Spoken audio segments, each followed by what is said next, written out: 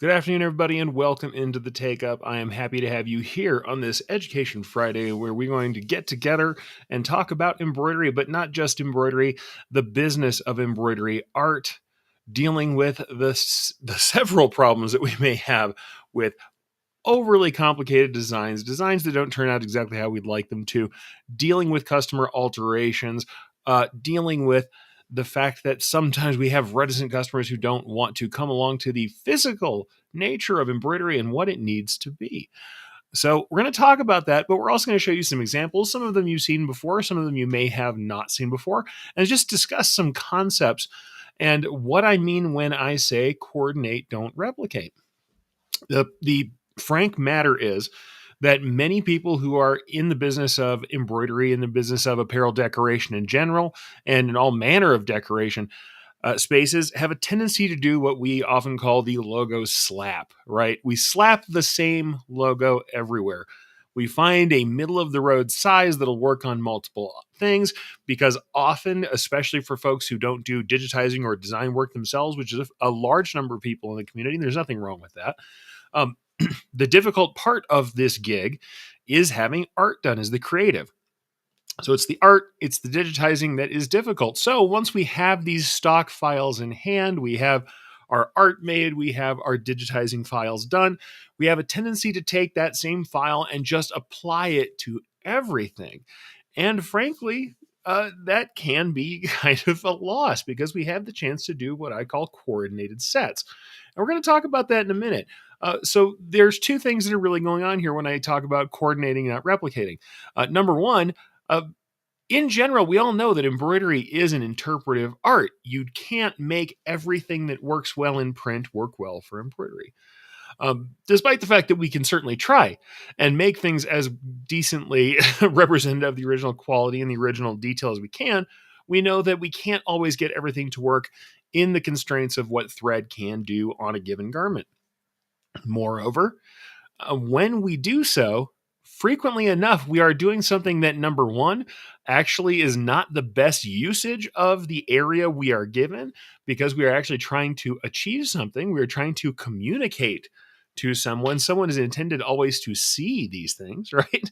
This is what we are doing here. We are trying to coordinate a piece. We're trying to put something together because we're trying to communicate. Most of the time, especially in the world of business to business embroidery, like the stuff that I'm showing you on my wall of shame that's still back here. The truth of the matter is it's meant to communicate. It's meant to show somebody something, whether I'm just saying, hey, this is my business name and I want you to know that. This is what I do. I want you to know that. If we are dealing with things like police patches, this is my unit. This is where I'm from. This is what I belong to. And I have to identify myself. Maybe if we're dealing with business to business or corporate gear, it's more about I want to look professional and I want you to know where I belong to. Certainly, but then it can also be promotional in the way that we are trying to show you something that you might not know. As I walk through a space, as I do my job, you may see a brand you didn't know was a brand that you could address yourself. Someone's delivering a type of materials or gear that you like. They're delivering food somewhere, and you see their logo and you go, oh, I didn't know that there was a place that delivered that kind of food here. And you might look at it, and if I will say this, I have never copied a website or a phone number off of anything. So I don't think those are actually useful. And I'll talk about that again in a moment because that's something that often gets added to logos and makes them busy and not very useful. However, you might just notice and say, oh, the name of the place I'm going to remark on, or I've seen that logo. What is that? Recognition. So we could be going for recognition. We could be going for representation of what we are. We could be trying to identify ourselves. We could also literally just be trying to make sure that everyone knows which people on a job site in a location are people who are working there and where do they belong, who do they belong to, what place do they belong. Also, at places like when you're talking about medical departments, sometimes you have to have departmental identification and it's either mandated by the hospital themselves or has something else legally to do with everybody knowing who you are and where you belong. So there's all these different reasons why we might want to do this stuff, why we might have this sort of corporate logo. And the thing is, when we are just completely replicating very detailed logos and seals, without thinking about who's looking at them, how far away they should be recognizable, things like that, especially if we're trying to communicate something like, I want people to know the name of the place, maybe the location or the division that I'm from, and they need to be able to read it. We have to start thinking about how far away they're going to be and how much things are legible. And even when we're talking about quality, we have to stop and say, all right, well, if I cannot make everything in a particular logo work out, if I can't make everything in a particular version of this logo execute well in thread at the size that this person has requested on the garment in the available area, caps being a big one for this, what is it that I need to take forward? What should I represent? What should I digitize or alter in order to get the most important materials, the most important information, and to get the best quality out of the art in the space that I have? And often this means we don't just want to replicate the art that we were given. Now, I've got a couple of examples of that. This is going to be a fairly short episode, I would say. I'd like to come back with some longer episodes. I'm going to admit my voice is a little rough today. I did another show this morning, and I'm actually still, even after all this time, I'm getting over a lot of irritation if I cough or take a drink from my coffee or water. You're just going to have to forgive me today since my voice is still a little rough. But the thing is, both in the need for communication, in the need for making sure that we can get detail the way we want it, sometimes we just have to alter things. And moreover, in order to present ourselves in a more impressive way, sometimes we want to make something that doesn't look like the logo slab. We want to make a specifically coordinated alternate version of our art so that we don't just have the same logo on everything. The thing that I absolutely dislike, and I'm not saying you're not going to do it, there's not reasons for it, but what I really dislike is I will see somebody wearing a uniform and they're with a company and they have the exact same logo, size, information, everything on the front of their hat and the left chest, and at the worst on the yoke. And it's literally just like a left chest logo or a cap logo that's slightly altered, maybe, usually not, slapped on all three locations or in two locations. And it's just, it doesn't look particularly professional, and it doesn't really look like a uniform. It just looks like you're wearing several pieces of logo slap gear. Same logo, same art everywhere. Doesn't look as good as a coordinated piece of art that works best for the hat, something that is traditional for the left chest, and maybe some other element or slogan or something else on the yoke or on the sleeve. And we end up making these coordinated pieces that are more impressive, that look more retail-like, and that have a different sort of creative finish. They look put together in a way that slapping the same logo everywhere just doesn't. So we've got all these different things we're dealing with. Can we communicate things about quality to our client? Can we teach them that sometimes the best way to get quality is to isolate the most important part of a logo and then work on that part or change our layouts to make that work? And can we get to some sort of coordinated look that now is not just us kind of compromising between what embroidery can do and what we have available, but actually makes the value of the piece greater because we are doing the best job of embroidery and we are creating a set of coordinated apparel that as a whole looks better than just slapping the same logo everywhere. So there's a lot of stuff going on there. I'm going to show you some examples. We're going to talk about some other stuff. But as you guys know, when I have you guys live, I like to talk to folks live. I'm going to go ahead and talk to you guys who are here, all the reciprocators who are here in the actual chat. We'll get some comments in. If you are here on the replay squad, by all means, go ahead and fast forward to where we get to the actual topic at hand. But until then, let's go ahead and say hi to the people who are here. We got lots of people saying hi to each other as well. Love that you guys are in the community. I won't repeat all of your highs between each other, obviously. We have Frank out in the UK. Frank Dunn. Good evening to you, sir. Glad to have you out in the UK representing. Thank you for sharing all that you do. I always notice it, and I got to say, I very much appreciate it. You've been a wonderful booster for what we're doing, what I'm doing, and what all the other educators are doing. I really appreciate it. We have Barb from Minnesota Custom Made. Hi, Eric. Good afternoon, everybody. Thank you for being here. And all you guys saying hi to each other. Love it. Debbie says hello from New York. Love that. Cindy's off to another live. You know, you don't have to say you disappear. I just won't know you left. That's all right. I'm glad you're doing another live. Everybody should be getting out there and getting all the information they can, no matter where that comes from. Like I say, consume broadly and then create with focus. Take it all in, folks. And yes, I apologize, Debbie. We had a little time off because I had some issues technically, which you guys are going to notice. My banners are not here. If you don't see banners on the bottom that have topics, I may try and type some while we go, but we had some issues with the banners here that ended up just having to go live while we could. So Susan's in saying hi to everybody. Doug saying hi from rainy Los Angeles. It's actually very cold and windy here in New Mexico today. Marta's coming in from Texas. We've got Mary Ann coming in from Santa Fe. So love to have you here as well. Another native New Mexican like myself. We have everybody talking to each other and loving it. So I just really appreciate that. We got DJ Kev coming in. Hope your contract stuff's going well. You have to let us know how that turned out for you. But even if it didn't, there is always another one coming. Love to see you here as well. And we also have Tina. Now, I was going to show a sample of something. Let me know if I can show the real one or not. I have a pixelated version, so we don't let anybody off who shouldn't be out and going there. So yeah, love to see everybody here. And also we have Jeff from the Embroidery Nerd. So hey, Jeff, thank you for being here. Been a while. Glad to see you. And also I'm going to mention something cool they've got going on in just a second as well before I get rolling. Also we have Jose coming in from California. Hey, Jose. In fact, before I get going, just because I can, you guys know that I got to teach earlier on in January, certainly with Justin Armenta of the Embroidery Nerd, with Joe Kramer, and with Bonnie Nielsen, who's working at Amon, the folks who make the lovely threads you love from Amon. And Bonnie Nielsen has a really wonderful book. I have a copy. In fact, I've got 2 copies of it right now, but I've got a copy sitting behind me that I did not grab. However, the guys at Embroidery Nerd brought it in, and they've asked for me to share this with you, and I'm fully willing to do so because it's kind of hard to get copies of this book. And yes, it's pricey, but it's pretty awesome. Bonnie is the one who did all that fine detail embroidery that I showed. I'm just going to go ahead and bring this up on screen real quick for you. This is what we were talking about. Punch is now available. The guys at Embroidery Nerd got to bring that in and worked with Monty on this. So they currently have the Punch book. If you've been looking for that book on digitizing from Bonnie Nielsen, I'm just going to go ahead and give you that real quick and say, here's the link. It's in the comments now. Go ahead and grab it. So apparently I'm having some issues with commenting. So if that doesn't work out for you guys, I'm going to go and throw this up on a banner. Like I said, some technical issues today.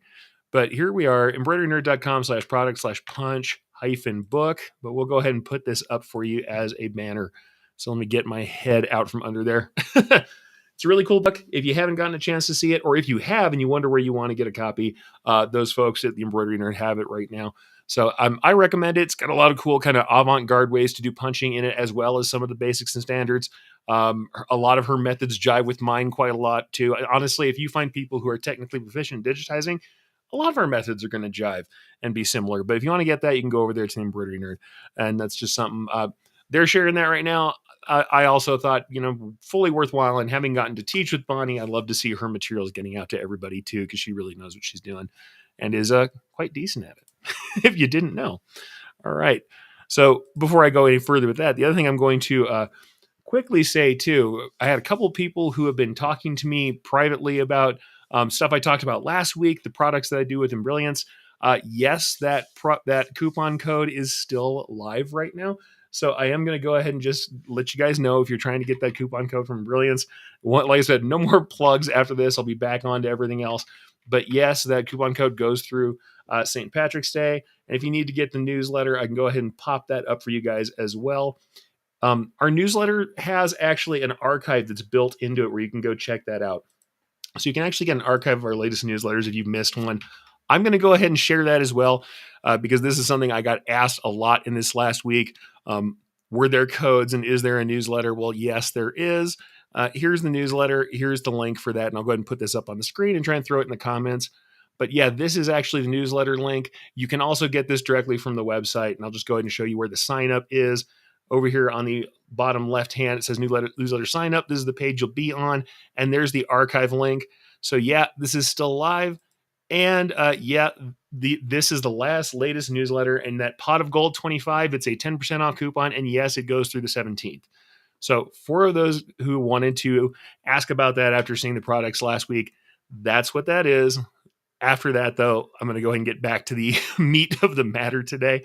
I'd rather not be totally on the board of telling you all the stuff that's out there to be purchased and worked on, but hey, these are things that are useful to you. So, also, yeah, like I said, check out Embroidery Nerd. They do have that punch book. It's a fantastic book. And like I said, jives a lot with my stuff. If you're somebody who likes to read big paper books, it's a fantastic, very well produced book. And Bonnie Nielsen is a great educator.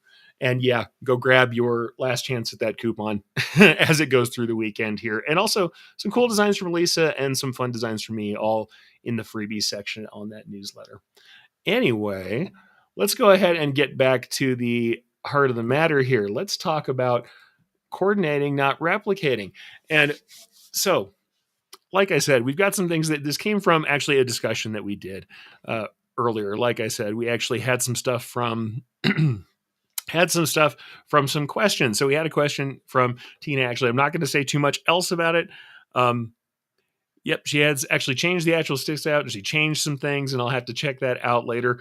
But I'm going to go ahead and show you the piece she has rather than just reveal the customer. I actually blacked out or pixeled out the customer name, but I'm going to show you the logo that started this conversation since she's kind of okay with looking at this stuff. I'm just going to say I don't like to share customer stuff without telling somebody, so I'm going to go ahead and show you just the image itself with the pixelated out customer name and show you some stuff that's going on here. And then we'll talk about this concept of coordinating.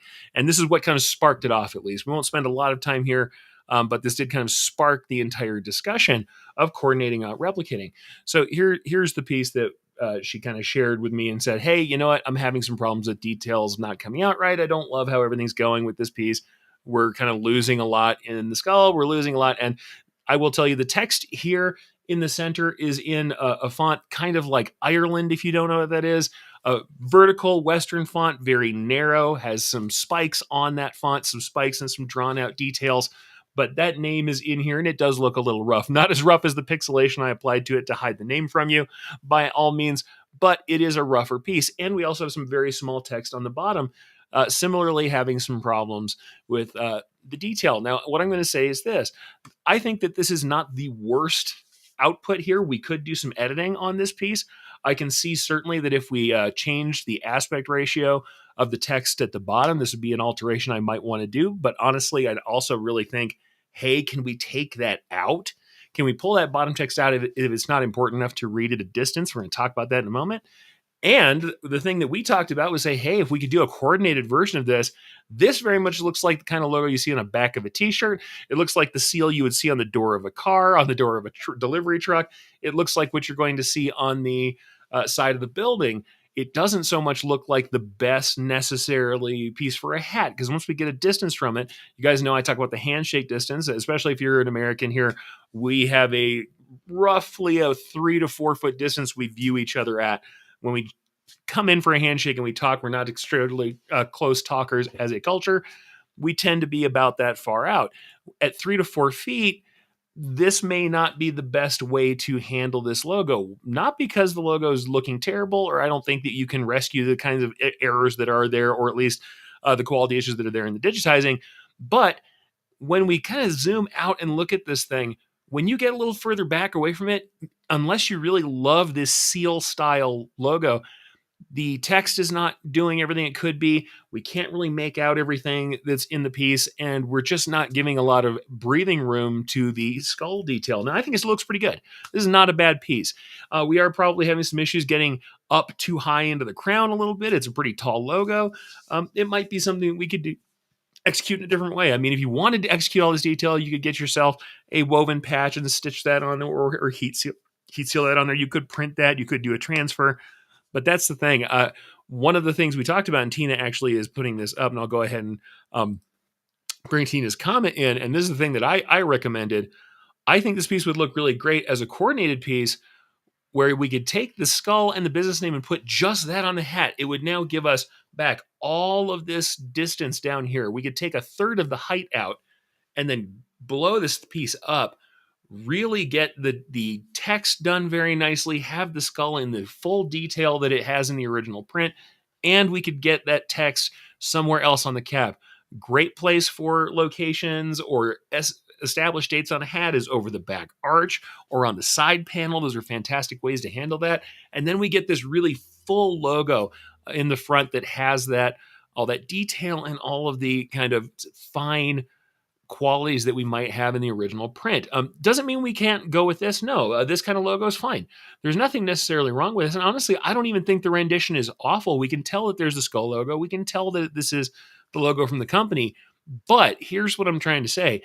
If there's a portion of this that is the most important to you, if the customer says, what's most important to me is the city we're in, then having the text on the bottom of a seal that small, not perfect for our legibility, not exactly what we're trying to do. If the most important thing to them is the detail on the skull, we can't see a ton of it. It's not bad, but it's not a ton of it there that we can see at this size. It's pretty good, not terrible.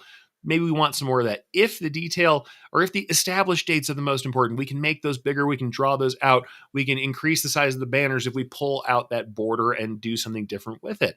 So it really depends. Don't get me wrong. Some people, they want this seal style, and that's fine. And we work on that and we get the quality better. However, there are times where doing a coordinating piece makes a lot more sense. So I'm going to talk about an example that I've showed you guys a million times. I know you're probably tired of seeing it, but it's one of those examples that just really, it's the most extreme version of what I'm talking about here. And this is the ones for the DBD designs. DBD designs, and I didn't put the front regular logo on this piece. I might bring that up in a moment. The phrase that they're using is one here that has been, it was altered to be a little less unfriendly to family ears. So DBD means exactly what you think it is. Don't be a something dork, if you want to call it that, but not exactly that. And DBD Designs had this character on the left-hand side. So this is an actual person from their shop, from their design shop. They wanted to represent that originally on the front of a hat, and that was going to be their logo. If you can imagine that at the sizes we're talking about for most hat fronts at 60 millimeters tall, this guy's face was incredibly tiny. It was scrunched up. You wouldn't be able to see it. It's like the end of your pinky, and that's not even the end of my pinky, right? The face is tiny. It's like a pencil eraser. By the time we shrink this down for a hat, we're dealing with an area of design that is very horizontally aspected. We know that caps have a much wider aspect horizontally. They have much more space this way than this way. We got 60 mils here. We have the entire hat. And if we really feel like it, we can go 270 degrees and go all over the darn thing if we're absolutely froggy and want to do it. We can decorate all that. And certainly the whole front panel, we're going anywhere from 4 to 6 inches just fine, depending on the hat and the way it's set up. We can make that happen, but we only have that 2 1/4 design from the vertical. And I think the problem really is that when we're looking at a hat, it has such a limitation of that vertical space that when you see something that is tall and narrow like that, from the get, this logo is not well suited to being recognizable. We have an entire full character. He's going to be just absolutely minuscule. And what you don't see in this piece, and I actually should have gotten you the full resolution on this original art, he even has little logos on his shoes. There are patches like Converse on the shoes with tiny logos inside of them. They have incredible detail. This piece has way more detail than you would think. Could we digitize that and it would look okay? Yeah. But when we really got down to it, what's important to identify this figure? Yeah, I know he wears shorts and kind of sneakers all the time. What's most identifiable about a person generally is going to be their face. Why do you think we have busts and not lower halves when we're talking about historical figures in sculpture? Because where we notice people, where we recognize them, is about from the shoulders up. So in this piece, we decided to say, hey, if it's this guy and recognizing this guy that makes it most important for you, then why don't we take your slogan you had in the back of the hat? We're going to put him with that slogan. And then we get this wonderful, much larger rendition where we can recognize the facial features. We can get that smirk and the squint, and we can carve the hair with some satin stitches, and it looks really nice, right? It's legible. Even if we're not talking about something you are literally reading, like the text, and I'll talk about that again in a moment, it is legible as a design, and it recognizes the thing that was most important about the original piece. So as we can see, this is what it looks like. It's on a flex fit across the back. We have it off center. They wanted it a little bit off centered and not quite dead on, so we don't have this way over to the side. They wanted the figure to be closer to the center. We did that right off the seam with this text, this kind of rough graffiti-like text over the back. I may try and pull up the DBD logo for you in a minute just because I can, but you can see that it's definitely a far cry from what we'd have gotten if we had gone with this logo and then left all that detail there. I mean, we've talked about other ways we remove detail, but sometimes it really is about art alteration. Other times, we've had this discussion before. I've talked about this logo many times for Prescott Fire Department. Though there's alteration here, if we think about this kind of logo, the ultimate alteration that happens, we're talking about small text, we're talking about little stuff like that, and we're talking about these pain points, surely. But in the end, when we finish the piece, it's really not much different from where we started. You know what I mean? It's not largely different. We didn't alter the art the way that you saw in the piece we did for DBD Designs. We really did alter the art, and that is one of those things where we get into coordinating and not just replicating the art. You could still have on a t-shirt the entire full figure and logo from the original piece. I mean, there would be nothing wrong with having that piece, but when we're talking about trying to add that to a hat where we have that limited space, sometimes it makes sense not to use everything. And in fact, I've got another piece that I've shown you lots of times that is interesting in that same kind of way that they decided to handle it. Even though it's not quite the same, I'm just going to show you. You guys have seen many times where I talk about digitizing for jacketbacks, where sometimes you have to isolate spaces, and I kind of show this weird off-angle shot because I like this shot to show you how far away. I want to really make it look like the logo is far away from where we started. But this is one for Buzzard's Roost, right? And this is their jacket back logo, and this thing is on like a horrible coach's jacket. So not all ripples were going to be coming off this thing. And this, as this came out of my sample kit, it looks a little rougher than it should. A little rougher certainly than it did coming out of the box originally. But I'm usually talking about isolating colors where we have this design of the balloon here. We've got some of the same colors in the Buzzard, and we have to go back and forth on this jacket back to make it run. And I'll show you just a flat digital version of the entire piece because it's easy enough to do. We can just go ahead and show you this piece. Oh, let me grab the actual design here. So this is the piece that we're talking about here. Yes, and it's on a PNG, so you're seeing the black on top of black, which looks a little funky, but this is what we're talking about. This was the original one. They eventually went with a piece where they're further apart, and you can see on this one, it's a little further over, not quite in front of the same letters. It's just a little bit more separated. But yeah, they're not super, super far apart, but if I start trying to run back and forth from this pink to this pink on that jacket back, looks pretty rough. Now, the thing is, though we did separate these out and isolate them here, that's not really a design thing. We didn't have to alter it so much, but it is a part where we talked about coordination. We can put this whole logo, that giant jacket back logo, on everything, right? I can put that on everything. We can make it small enough to run, no problem. And in fact, if we get to software here, I'm going to go ahead and pull these up. Yeah, here's the jacket back logo, right? Isolated as it is. But the thing is, the left chest, we had a smaller version where we have, small outlines, fine outlines, and it's just done with fill in here. But we kept it fill and kept it flat, very similar to the original. And we reduced the logo size. We reduced some of the detail from the full back. So here's the full back. We can see there's these little hairs on his head and little nodes on his neck and stuff like that. It's not a ton of detail that's lost. But when we go to the left chest, obviously, we're going to lose some detail in the neck. We're not going to draw every line that's there. We're going to thin out some outlines. We're going to change some of the textures. We're going to remove some of the outlines and shadows from the text. All that stuff's going to happen. But the thing is, we go to a cap front. You can already see as I kind of blow this back out, you're like, all right, man, on a cap, this is going to start looking pretty funky. Yeah, can we do it? But the height already is starting to get problematic once I put this on a cap, especially if, like me or like some of the balloon folks, we were going to do dad hat style, unstructured hats. We really don't have a lot of vertical space. So what did we end up doing for Buzzard's Roost? Well, we did a hat front that is the Buzzard character by itself. Dad hat style, so it also is in the style of a dad hat, which dad hats generally don't have a ton of decoration on. They have a small logo dead center, and that's the style. So it is a coordinated style. Plus, when we're wearing a piece that has either left chest on it, or if we have our full back, but then we have names or other stuff on the front, we have our logo on the front, and our left chest might have names, or it might be the Balloon Fiesta jacket, or we're wearing the jacket from Buzzard's Roost, but it has names or identification here at our left chest. Maybe we have another logo hit or a name hit over here. And then we've got that big logo on the back. Now we have kind of identifying mark in the front that ties into the logo on the back. And this is actually still kind of logo slappy because we didn't alter it at all. I didn't crop the head out and just do the head really huge. I could have done that, maybe some 3D foam, something cool, but it's still a simple way that you can address that. And then we actually had a hat back that is the text done straight over the back cap arch.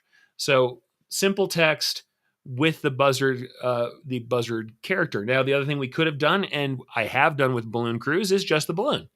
We could have taken just the balloon, knocked that down on the hat front, and maybe even text left and right of the balloon at the bottom, because they do leave those nice wedges of empty space inside of that empty space around the hot air balloon. These are all ways that we can make coordinated sets instead of just slapping the same thing over and over. Sure, we could slap this, then slap this on the left chest, and just right above that try and throw that on the hat. But we're dealing with both the physical limitations of that and the fact that we're just slapping the same thing on everything. So you're wearing several copies of that logo if you have more than one piece of gear on. If it's not likely you're going to have more than one piece of gear, it gets less important as far as having a creative set of gear, having a uniform set. But for coordinates, this is a great way to do it very simply, right? We don't have to do anything crazy. And I have something kind of similar that I did over time with a cheer squad from Del Norte High School, which is my old high school. But as years went on, it actually started where the cheer squad had their own version of the Knight logo.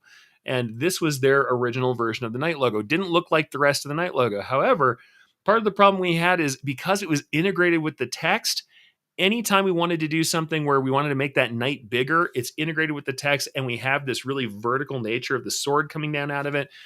It was not the best kind of fit for a lot of vertical applications, small hats, things like that. Once again, ponytail hat with a low profile. You're not going to have any structure. Not the best. Is this terrible? No, you could totally run it. It's fine, but it's a little tall and the knight's pretty small.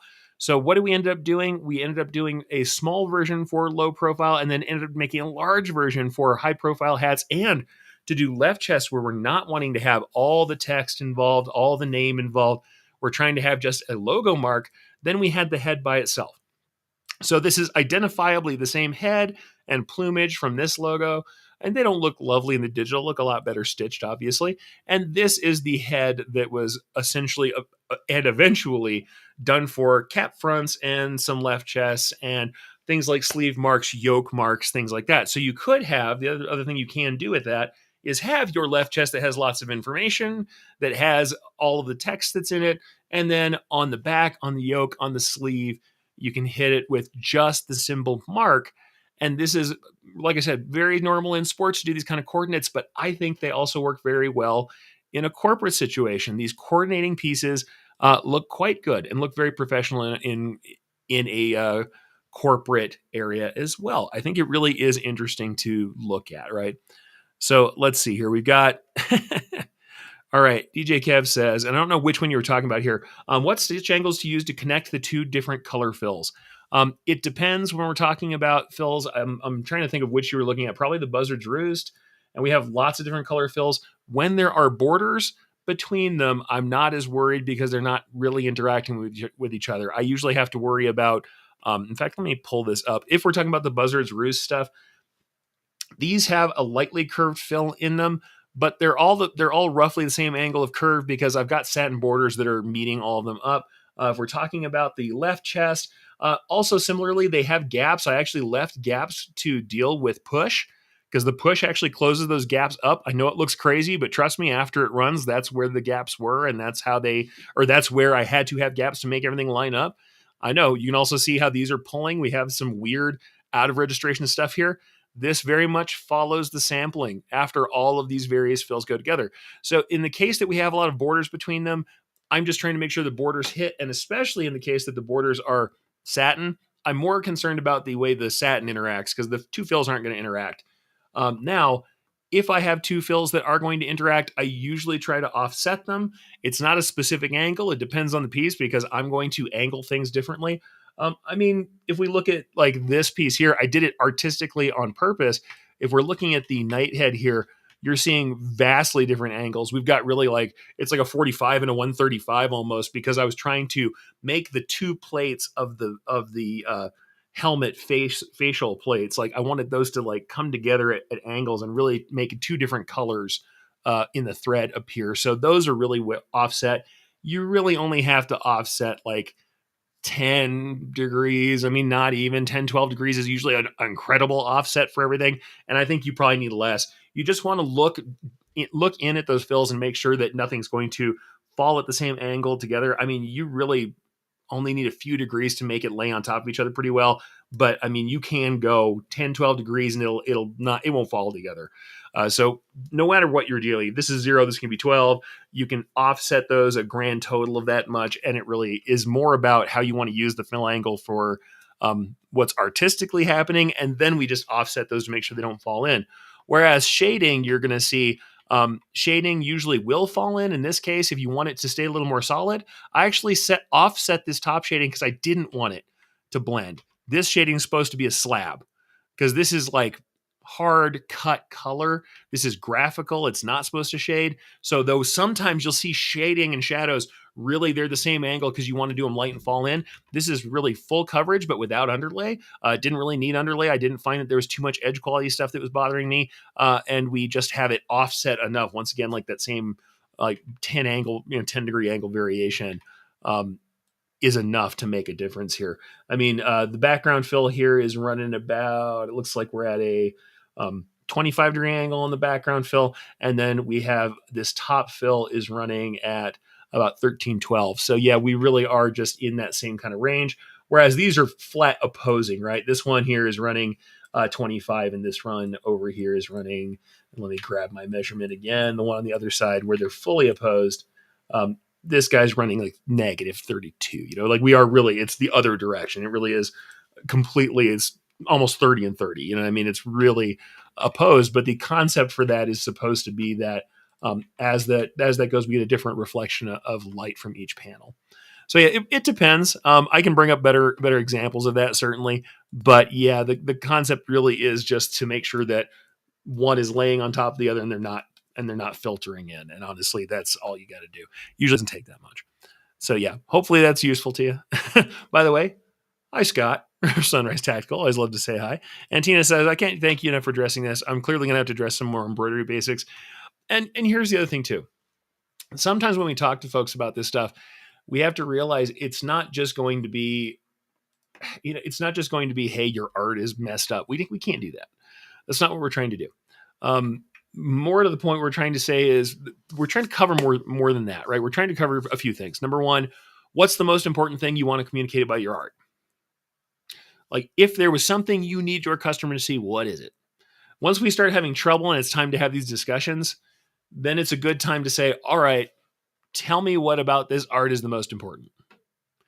Number two, we are dealing with, like I said, not just clarity of the art, like I just said, what is important, but clarity of the embroidery. Then we go into the technical stuff and say, hey, this is what we can and can't do. This is what's possible.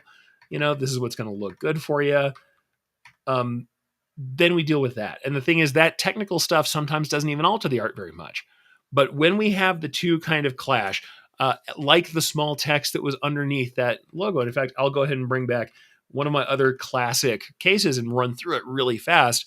Sometimes we have to say what's the most important at the size that we're working on the garment we're working on, and what can we do about it, and then say what's important to you, and then let's see what changes we can make that aren't going to alter the piece in a way that you can't be okay with as a customer.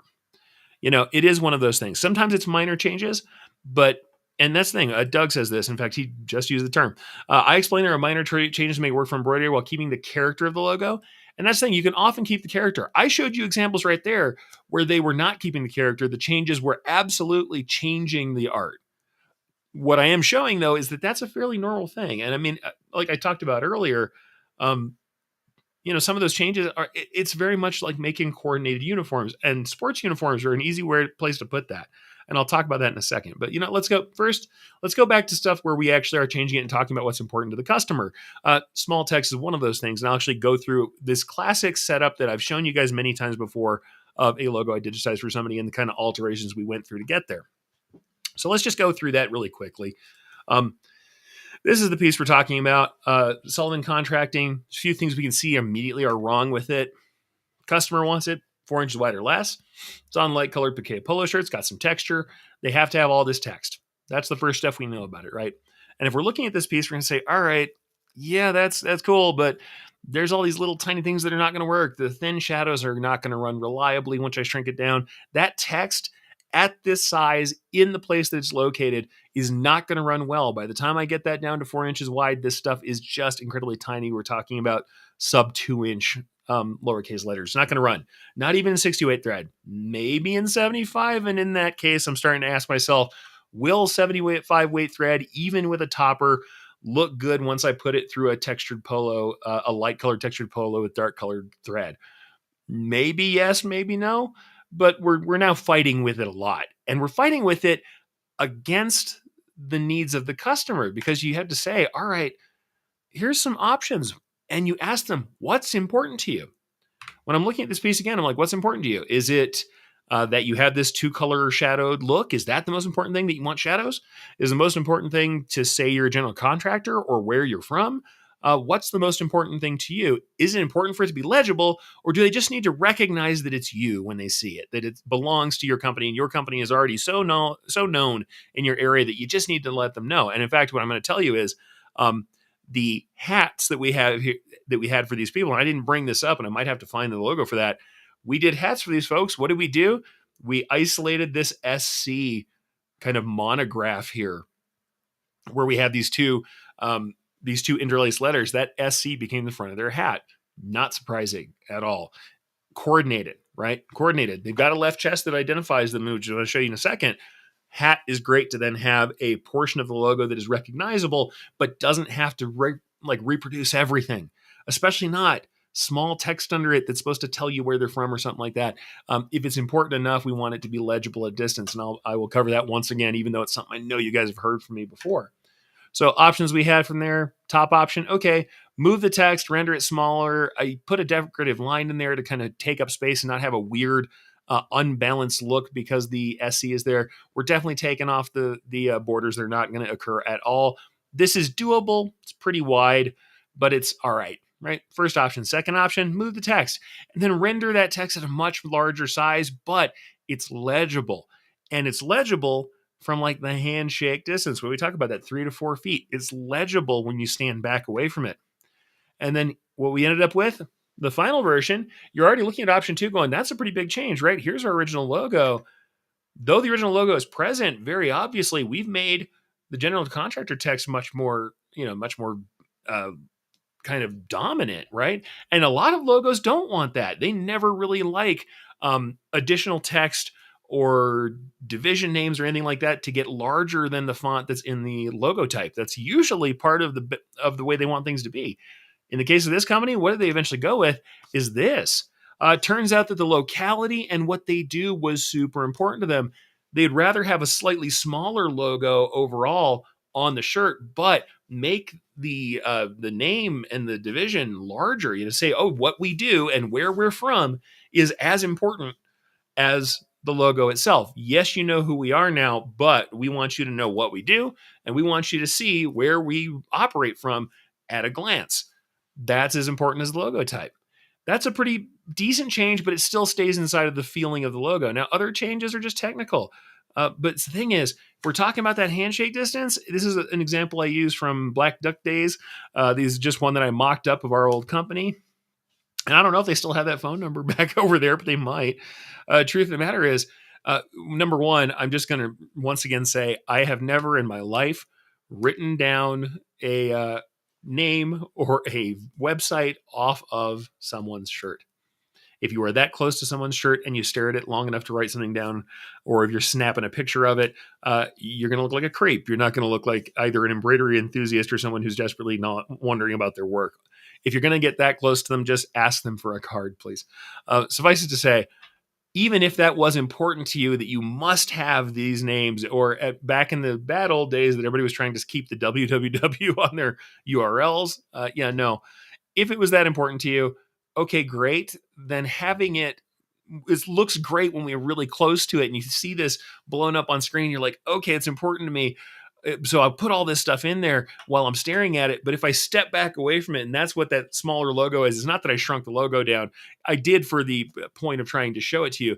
Imagine that this looks great to you while you're holding the sheet of paper or looking at the logo on screen right in front of your face, but you step back 3 feet and now down there is what you're actually seeing from afar, and everything's kind of muddled and you're not really reading everything. Well, you might find out that at that logo size is really not working great for you. Not working great, not the best, not everything you want. Like I said, it's not something that you haven't heard from me. These are old samples, I know. But whenever we come to this point, I always like to kind of reiterate the simple versions of these things. At 3 to 4 feet, if you must read it, that's where you want it to be. Now, I agree. In fact, Doug says I like option 2. Yeah, I love that. You know what I mean? I get that. That makes sense. That's how it is. I like option 2 also. I think the balance is nice. I like to have a visual hierarchy where, like I said, from other corporate entities, they don't tend to love you starting to get. In fact, I think that we're getting a little too big already, because this capital in Oak Harbor there is getting to be taller than the Owen contracting. We're already fighting with the visual hierarchy a little bit. Truth of the matter is, though, that's not my ultimate call. I'm not the audience for it. And once we started, they're like, no, let's do this. Make it a little smaller overall, but we do want everything to be the same width. And I'm like, all right, that's your version. But for folks who brought me this, here's the thing too. If you don't communicate with customers, think about it this way. If I had just beat my head in and said, I'm going to make this happen, and fought and used 7511, or 75 weight needles and not 7511 needles, 75 weight thread and tiny needles, and fought with it and tried to make everything go crazy, I'm not loving it, right? If I do this, maybe I'll get it. And maybe eventually at 4.5 or 5 inches wide, I managed to make this work and it looks okay. And the text quality is whatever. It's not great, but you can read it if you get close to it. But I never address with the customer, or I don't provide these options, and I don't ask what's important to them. I spend a lot of time and effort making a thing that really doesn't actually address what they need. It's not actually the problem they're having. They want to identify themselves, and they want this, which is very easy for me to execute, which does not cause any problems, which runs well on all sorts of garments, which is not an issue. And that's a piece where we've changed something to some degree, right? It is just how it is, right? It is just how it is. There are times when we will force ourselves to do things that are difficult for embroidery, that don't render the best, that don't result in the best stitch quality, and they're not even really what the customer wants. We have to talk to the customer, and we do need to get into the point of saying what's important to you. And especially once we're having trouble with something that's overly detailed or what have you, we ask what's important. And it's the same thing. I showed you this stuff, but like when we're talking about this piece, this was the stuff we had coming in for the Prescott Hot Shots piece. And this is how it ended up. Truthfully, we can talk about the density and everything else. And I believe I don't know if I didn't have the picture in this one. Sorry, folks.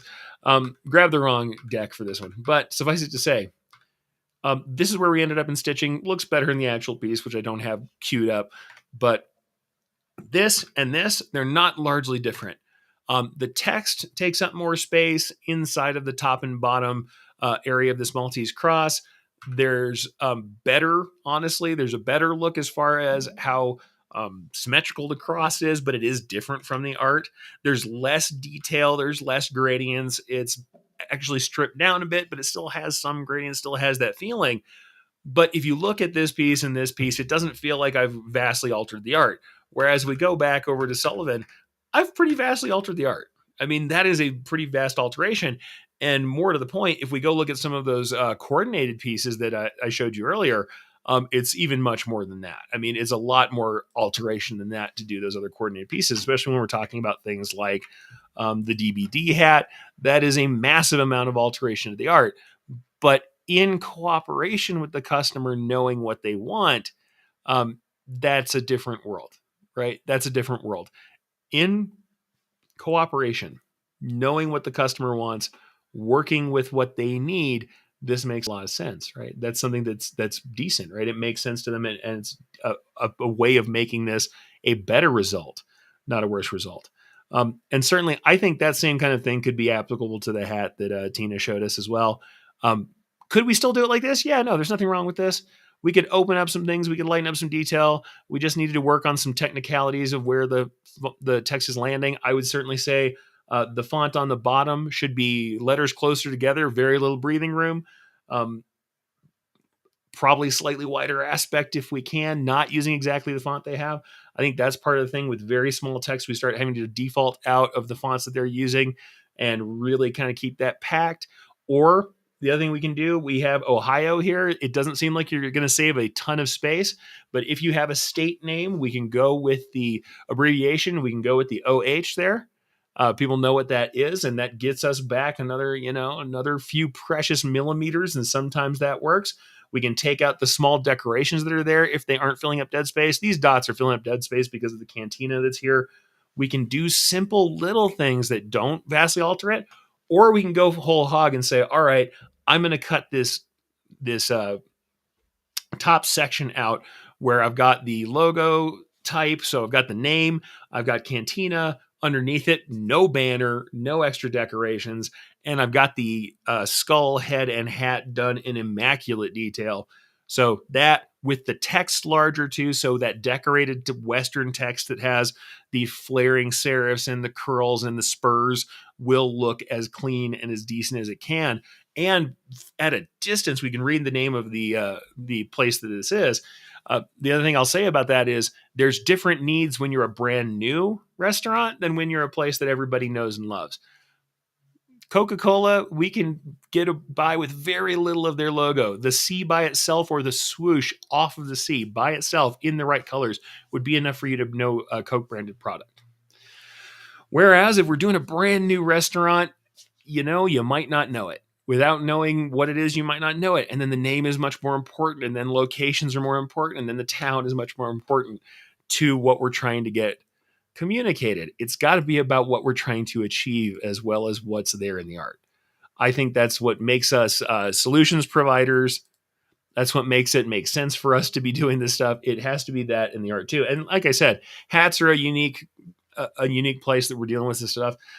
There's a really simple version once again of Black Duck. We can just kind of once again make it clear if you have the room to make small alterations. And here is a very simple logo. We had what we called the origami duck. It was a full-on two-dimensional flat single color piece with impact text, which dates it horribly, I know, but maybe we'll have to change some of that text. But you can see a vertical layout. If the most important thing, and there's a big if, to you was for you to know that we did embroidery and screen printing, the vertical layout is a worse layout because it is not going to let me communicate as well those two words to someone who is 3 feet away from me. Whereas on the right-hand side, if I stack this up, which is another version that was on our signage, we had multiple versions. In fact, we had multiple characters. We had characters that were not just the origami duck. We had more than one brand mark. That's another thing to make clear. And I may have to bring up a logo for that. We had something called the pilot duck, which we did. It was very cartoony, not at all the same characteristic as the origami duck. But if you have the leeway to make those changes or someone who has the vision to make those changes, the horizontal logo is much better at communicating the information that may be important to you. If the important part of this hat is not just the name, but it very much is that we do embroidery and screen printing, I want someone to know that when they see the hat, then it makes sense to make that text as large as it can be. Now, these are very simplistic versions of it. Also, I just wanted to kind of talk about the concept of coordinates. Like I said, one of the things I always say to people is, when they say, no, I put this logo, I put it here, I put it here, I put it here, I put the same logo everywhere. I always try and push them toward thinking about this more like a uniform. Now, certainly the easiest way to go with that is sports. I mean, we pitch sports stuff like this all the time. Am I putting this whole logo? And this is a store that's selling sports gear, obviously. I'm not putting the same logo everywhere. It's not this whole logo with text on every hat. It can have this CT logo. And we're talking about the actual uniforms from, let's say, this is Seattle Mariners. This is just from UniWatch. This is somebody who is doing a uniform rundown of all the different stuff that's there.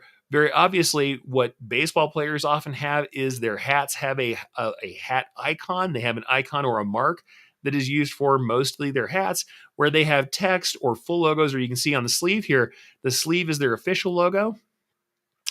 The hat is that S, the mark for the Seattle Mariners that is on the hat fronts. And then we have a full text rendition that has a logo mark involved in it on the chest. And I know you're going to say, what does this have to do with corporate gear? This kind of idea, this concept that we have a logo and we have an insignia. You can do things like this with corporate gear. And as long as it's represented often enough and in concert, these things can be identifiable. And sometimes you just pull this from the existing piece. So let's go back over to here and I'll show you another example of that. But I'm actually, this time, I've shown you this example before, and I realized frequently enough, I didn't draw the connections between the original logo and what we ended up doing. Now, here's the thing. There's multiple ways to go about it. And we actually have, for different products for this company, gone into different sorts of coordinates and used different pieces of their logo mark. The original place that we were working with is actually Gray Winery. Here's a steakhouse version of their piece. It was done on an apron. It's a Gray Steakhouse. This doesn't look great because I've got this PNG. In fact, what I'll show you is this. I was trying to show some stitch angle and lighting stuff. This is the apron that logo is representing. So you can see we've got some nice carving, some angles done, some auto split or link limit satins being used, as well as just doing some turning stitches to separate what would be a big field of color into something that's got a little more texture. That's interesting enough, right? And you can see in here that this is the official Gruet kind of, it's kind of like a coat of arms. It's a mark. And we can see that here inside of a digital preview. That's what the Gruet preview looks like. And actually, this is what that line looks like with all the pull comp kind of showing poorly. And they also have this very specific kind of incised text. They use this incised serify engravers text on their stuff. So Gruet has all this stuff going on for them. Well, we did lots of different versions of this for them. In fact, this little central mark, and I'll bring this up again, this central kind of mark that you're seeing here that's more like a coat of arms, that was often something that would end up on a left chest or somewhere else. But it also is still pretty vertical. The thing is, we have rendered multiple versions of this stuff out when showing them concepts. And though when they were doing the steakhouse and restaurant concepts, one of the concepts we came up with was this coordinated shirt. So we can see that we have this logo type or this logo mark that's very, very much like a coat of arms with the supporters, the lions on the side, kind of archaic looking. And they were looking for something a little more modern at the time. Now, don't get me wrong, the look is now dated in and of itself because I did this some time ago.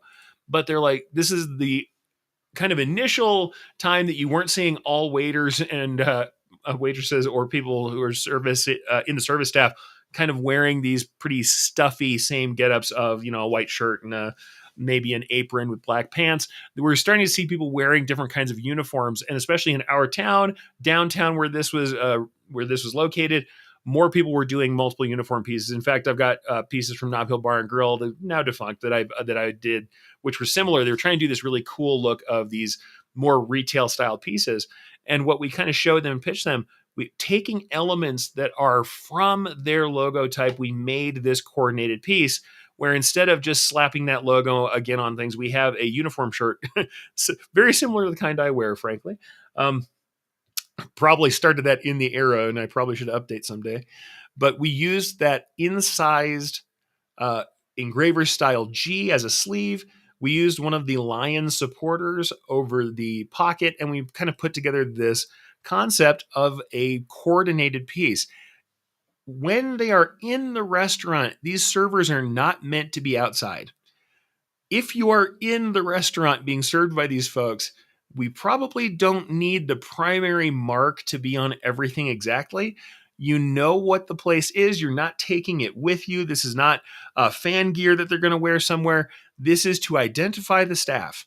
The staff are identifiable. We can tell that they have the classic Gruet G. They have the supporter lion over the pocket. We know they're from here. We are inside the restaurant when we're looking at it. Whereas gear that you might sell, gear that you might have outside of the shop, things that were for someone doing delivery or catering, I would be much more likely to use the entirety of the mark or not to do quite as much of a reductive version. But when we are talking about people who are being viewed inside of the business, you may only need a portion of the mark to identify them, and you can make something that's kind of cool in retail and looks a little bit more like a coordinated uniform and doesn't just have the same logo slapped everywhere. Not to mention, if we go small enough, I've done some very small renditions of this. It doesn't have a ton of difficulty, but you certainly can tell by the time you get small enough, some of the smaller details here are not the best. They're not fun. Certainly nowhere near some of the stuff that we talked about earlier. And like I said, you can do simplified versions and should do simplified versions that don't change things vastly. Uh, but when you do have the opportunity, you can still use that in a way that's interesting. And it doesn't have to be just a compromise that we made for the embroidery, right?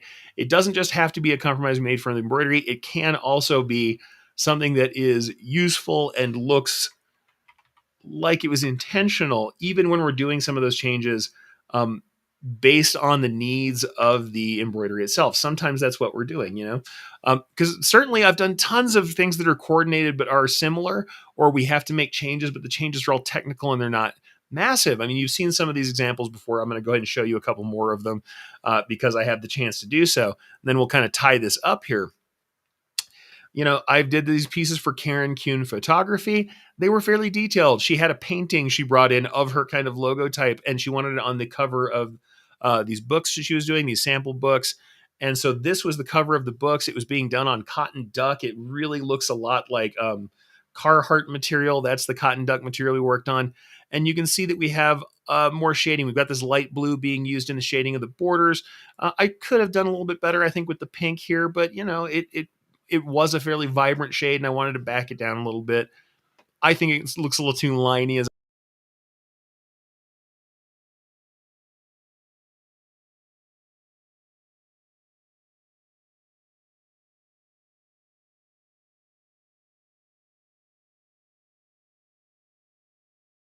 pretty well defined, and we're getting spurs on everything. It looks pretty defined as it is. I did do another version, and I retooled quite a lot of it for hats. So we can see this is the version that actually went out the door. That's only a small picture of that guy. Here's another version of it here. And I've got a measured version here, or at least one that's got a ruler next to it. So you can see that very same logo, but you can tell that there's been compromises made that are technical without changing the piece. This is where we don't need to coordinate so much. Also, people are not wearing the book cover. They're not walking in with the jacket or with a front on a shirt, and it's not a uniform. This is something that's going to be worn either the hat, or maybe we might do left chest, or maybe we'll use that large piece that was on the book cover for a sweatshirt or a jacket back. Maybe, but they're not likely going to be together. And if you're putting these pieces where they're supposed to be together all the time, this is an opportunity where we could have done something different, something cool with that piece. But I did make alterations for the technicality without having to do anything that changed the piece. This is largely the same. I will say, removed a ton of the shading lines, and the shading that's there. This is actually just a trick of the lighting. It's not different colors. This looks a little harder, the blue, but it was just in a different light that's a little more vibrant. But honestly, this piece is very similar in the art, but you can tell if we look back and forth between the two, that these are not identical as far as the digitizing. There's definitely been a reduction in detail. There's definitely been a reduction in the shading that was there, and there's been alterations to the lettering to make things stay decent, as you can see, because this text we're under right at or under 5 millimeters, and some of the smaller, like the O's, of course, are like 3 millimeters, and it's all 40 weight thread.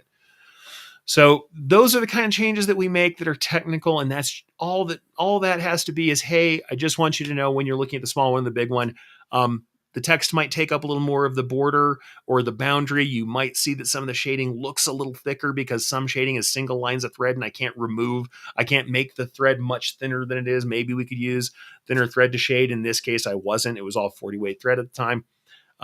You can talk about those things very easily. It's when you have to make the kinds of changes like we talked about earlier, and I can go back to these pieces we were looking at. We'll go back out of here and talk about, like I said, the DVD designs pieces, things like that, where we really are going to cut pieces of the art. We're going to rescale things. You can have those moments where you're just going to have to talk to them and say, this is a massive change. What's important to you? Can we talk about this? Is there something we can do that is on brand? And One of the ways to get that across to make it valuable to them is to do coordinates, is to talk about coordinating pieces where we're doing, especially if we're doing hats and shirts. We're doing hats and shirts, we're doing hats and jackets. We can talk about the coordinated set as a thing instead of just one or the other. If they're often going to be worn apart, then we might still have to have the same kinds of information. But when it's technical, sometimes we're just really getting into the point of saying, this is what we're dealing with. It is about this technical issue. It is about what we have to do to make this work in its best option, and sometimes that's what it is. Certainly, like I said, when we're doing massive alterations like the stuff that I did for DBD, these are big alterations. Whereas even if we were doing something, let's say, and I'm just going to do this as like kind of a hypothetical, if we were going to do that same Karen Kuhn piece, but we got down to a size that even that text just couldn't fit. One of the other things we could do is stretch the width of the borders or increase the height of those banners and then let the text breathe a little bit. It'll cover more of some of the background. Maybe we adjust that just a little bit, keep it inside of the smaller footprint, but we just leave more room for the text. And we see how much we can sacrifice of that heart shape that was behind it. And that's where we keep with the spirit, but we're still making changes that actually should be done to the art and honestly should be shown to the customer as an art alteration before we start digitizing because of the difficulty of redoing that stuff. So yeah, it is different, right? It really depends. But that's the thing. When companies have some kinds of, some kind of concept of what's going on, when they have an idea of branding, of marketing, it's a lot easier when it is Joe's Plumbing and they don't want to pay for 2 setups. I get that. Sometimes we have to stop and say, hey, this isn't working out. Here's what I would do if this was my piece, and offer them, even if you're asking them and they don't know what's important. They're like, the whole logo is important. I don't know. Stop and say to them from the experience that you have, all right, if this is my logo and I'm trying to get somebody to read this text, I want it to be read from the distance of a normal handshake. I want people to be able to see it. Is that something that you agree with? Here's what we would do to get that text legible. Here's what it would need to do for it to really work well. Now, there's a couple things, and I've got a couple comments here I'm going to bring in real quick. Jeff says photo first. Now, there's a couple different things you could have meant by this. Number one, yep, send the art first. If you make an art alteration, send the art first for digitize, because boy, redigitizing is a lot harder than doing vector art, if you ask me. And I know vector artists, I'm not saying your job is easy. What I'm saying is I would much rather alter and resize vector art than having to alter, resize, and recut together, especially layered embroidery where I probably did not digitize the parts that are underneath things. Certainly worthwhile. The other thing to say about like photo first is when someone says another shop did it, here's another thing that can happen to you. Yeah, no, the last shop we did made it that small and it looked great. What I've said over and over to them is, if you can bring me that sample or bring me a clear photo of it, I can reproduce anything another shop can make. And the truth of the matter has been, and I know some of you heard me say it, I cannot tell you how many times where I've had text that won't fit in a space and somebody said the last people did it. And then when I asked them for that photo, they have abbreviated the text, removed it entirely, or changed the font. Almost always, without fail, they have done something to mitigate overly small text, overly packed text, or text that doesn't sew well. And the people never noticed it because what immediately happens when they see it, unless it is jarringly different than their logo, if it is roughly in the character and legible, many of them don't even notice. They're just happy it's clean and it looks good and it's recognizable. And sometimes that really small text, they're not even looking at it. Now, this isn't everybody. There's tons of people. I'll say certainly, like when you are doing, police shields, things like this, when you're doing seals, when you're doing work. I did a lot of work for like Sandia Labs and other labs where they had highly technical kind of images of things. They're more likely to pick at a detail. But the other good thing is people who are like that, if we get into the weeds with details, especially like the labs guys, if I talk to them about the physicality of the thread, that sometimes gets across. Otherwise, things like civic seals, like city seals or coats of arms, sometimes there are small details that they just want a hint of, and they need to see them. You can't remove them, but you can often, in fact, almost always, remove levels of detail because it is very traditional to remove levels of detail as we get smaller and smaller and can't really see them. The human eye can only do what it can do.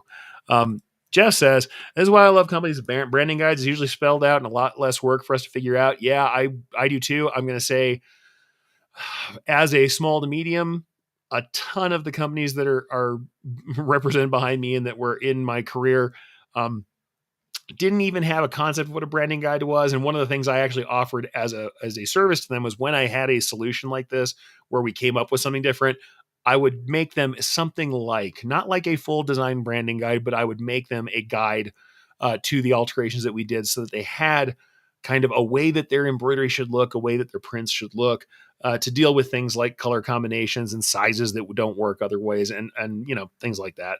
How to handle things in single color, how to handle things in small sizes, how to handle your embroidery. You're right. Companies with branding guides are fantastic. The good thing about doing things for larger companies, for schools, universities, for anybody who has that kind of thought process, they've usually figured this out. I will say that the people on the ground ordering from you may or may not understand. Luckily, you can point to the branding guide and say, "Oh, you know what? I'm sorry," because if they have the branding guide available to people who are doing this kind of work, you can say, "I'm not really allowed to do that. Here's the approved versions of it." And I always tell stories, and honestly, I've said this many times. I tell stories about what actually happened to folks where, like, I'll have somebody swear up and down it's good. I make them sign off on it. They go onto, let's say, the hospital floor with a particular garment, and then immediately the people who are in charge of marketing or in charge of legal or what have you that made the laws, the laws as they are in the branding guides about colors that can be used, types of garments that can be used, what have you, go out to you and literally walk you off the floor and say, "You're not wearing this, go change." And you come back and you made an order for all these pieces you intended to be used on site or with uniforms or in a branding or a marketing solution where you, let's say you're a franchisee and you're not supposed to add certain things to your logos. And when you get checked out, when someone sees it, when you're at a conference, whatever, they come down on you for that stuff. I've told people that and say, I'd rather do it the way that the branding guide says, especially if you're part of some organization that has firm reasons to do it. And actually, hospitals are a big one for that. Hospitals, I'm not trying to change much unless I absolutely have to. And when I do, very much staying within the spirit of the piece and usually communicating with their teams if I can, especially larger hospital groups.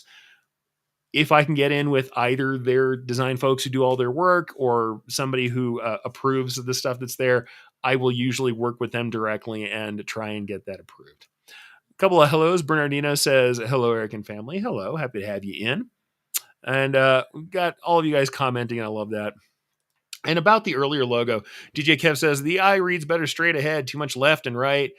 Small text, the eyes won't catch it, in my opinion." I think so too. It's very much like other marketing. If you want something noticeable, it should be legible and immediately recognizable. It should not take somebody time to figure it out. I don't think we're still in the same vein that we were in like the 60s and the 70s. I mean, I wasn't around to tell anybody, but there was this concept that everything had to be recognizable by a two color or one color version and a silhouette of the logo, that the shape alone has to be fully recognizable as the thing. Um, I don't know if that's always true or useful. And depending on what we're working on or what class of logo types we're working on, that may or may not be the case. It's a good way of kind of essentializing things and saying, hey, can I recognize this in black print on white and with no other embellishment, no other color? Is it recognizable as the thing? That is useful, especially because if we are getting certain kinds of work done, if you're having an embossed, piece done, or if you're having, pens printed, you might not want to do full color.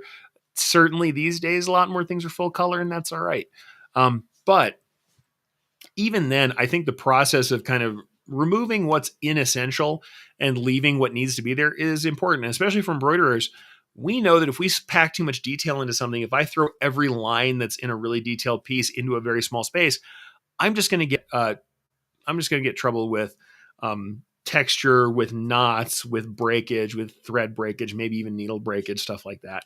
I'm going to have more difficulty. The garment's going to feel bulletproof. I'm going to have bad knots or lumps on the back of the garment that are uncomfortable against the skin. I want to loosen and lighten. Also, we have to remember all the time, garments, by and large, are made to cover the people underneath them. We wear these because we're not trying to walk around, fully exposed. That's the concept of the garment, which means that we've got a full amount of thread here, enough to cover and not be see-through. when that is the case, the more thread we add to this thing, there's no room for it. That means the garment's going to get out of the way. What does that mean? It's going to buckle up or down. It's going to pucker or ripple or fold. The more we stab thread through it and leave those little wedges between those fibers that are already there, the more that garment distorts. So the more we can remove, the lighter densities we can use and achieve coverage, the better off we're going to be for the kind of the hand and kind of health of the garment. It doesn't ripple or pucker or buckle or look bulletproof or look like you got a cardboard version of the logo that's kind of folding out of your chest or that is not going to conform to the body. These things are all bad for embroidery. So when we can, we want to lighten up. We want to essentialize, and certainly we can do crazy detailed embroidery. You guys have often seen that carousel piece that I did for the magazine cover, and the thing that I'm always showing people, everybody kind of gets happy about, and I know it's an old piece that I haul around all the time, but this piece, what everybody kind of gets excited about is that like, oh, look at all the detail that's in it and look at the representation. I show people that came from this color garment or this color photograph, and then I digitized this thing in black and white to kind of give it contrast that wasn't there before. I thought it was too busy and too flat in full color, whereas putting the color only on the lead element to me was interesting. Number one, big alteration to the art. It would be super big alteration to the art. Number two, all the black that's in the background is the garment color. This is the material that's there. Black outlining is not. Some of the black detail is not of things that are supposed to be in front, but the shadowing, the stuff in the background, it's all the garment showing through, number one. And then number two, when we look at this piece, even in the fully filled areas, I have gone about as light as I can. Why? The thing that's impressive to me, yes, certainly the texture is something I'm trying to get. The different angles, the different stitch types, these are all things that I want, and I'm trying to get the play of the light. But you can take this piece, despite the fact that it was made for a magazine cover. I tried to make it like it was going on any sweatshirt, any jacket that someone would be wearing. You can grab it and crumple it in your hand, and it's soft. It does not resist with a big piece of heavy cutaway in the back of this thing. And this is a fairly heavy black kind of twill. Actually, I don't think this is even twill. I think this is actually a canvas material of some kind. I have to look at the texture of that. I don't know what proper weave that is. It might be some kind of heavy twill. But suffice it to say, it's a fairly thick, fairly dense piece of material with a big piece of heavy cutaway in the back of it. And you can crumple it in your hand and let it go, and it returns pretty decently to shape, but it doesn't snap back. It doesn't fold. It doesn't fight you. It's soft. That's what we want ideally for a garment to be. Not every piece can be like that. Not every logo is going to turn out that way. We're not always going to be able to make these changes like that. At the same time, we should endeavor for garments that wear nicely, that feel good, that are a good experience, not just that look good. So, not to put too fine a point on it, and I'll put the thumbnail back up.